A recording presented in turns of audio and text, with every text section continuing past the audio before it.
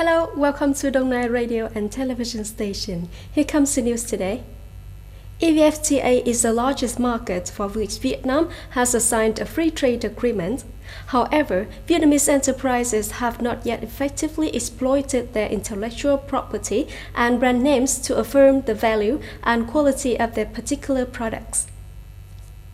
According to the Provincial Department of Science and Technology, in recent years, the department has had many programs to support businesses to improve their competitiveness, apply advanced quality management systems, and protect intellectual property. However, most businesses still keep the old production thinking, and they have not really changed and are interested in registering their own products. This will cause a lot of damage later. Therefore, putting basic lessons on intellectual property into the school is the direction that universities and departments of science and technology are taking. In fact, products that are not registered trademarks will not be easy to detect and handle fake objects. When an incident occurs, the object of damage is also the business. The delegation of the Ministry and Foreign Affairs on June the 22nd had a meeting with Đông Nai Province on foreign affairs in the new situation.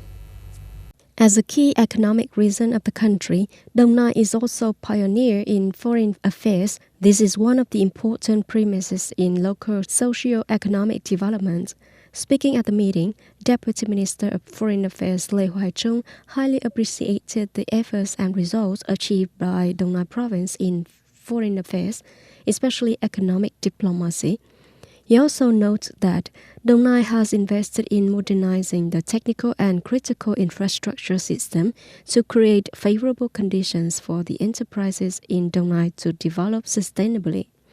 For his part, Đông Nai Provincial Party Committee Secretary Nguyễn Phú Cường thanked the Ministry of Foreign Affairs for its interest in supporting investment and trade promotion activities in training officials to do the work. In recent years, the Ministry of Foreign Affairs has proposed to support the orientation, provide information, promote trade and investment, and train human resources for foreign affairs. The U.S. State Department has announced a decision to tighten regulations on 4 Chinese state-run media. The United States views these 4 media as entities affiliated to the embassy, a move that could put more strain on China. The State Department said it was reclassifying 4 outlets, China Central Television, the China News Service, the People's Daily, and the Global Times as foreign missions rather than media outlets in the United States, adding to 5 other designated in February.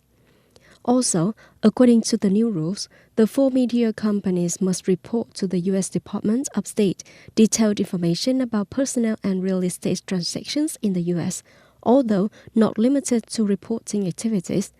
China currently has 5 national media agencies operating in the United States.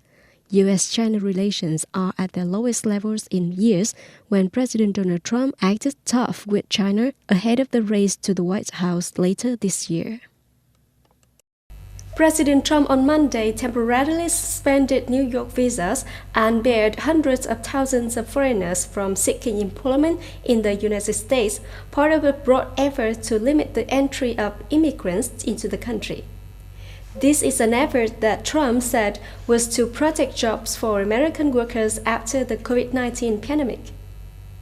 Under this decree, the issuance of work visas for foreign workers, especially in the field of technology, landscape gardening, and forest products, will be suspended but exempt from nearly 20,000 foreign workers in childcare.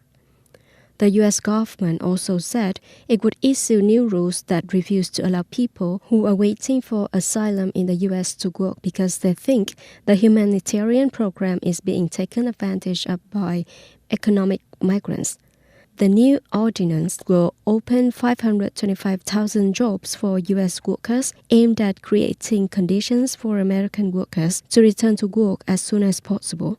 The number of people who lost their jobs in the United States due to the COVID-19 pandemic has now doubled to the record level of the 1982 economic crisis. That's all for the news today. Thank you for joining us and goodbye.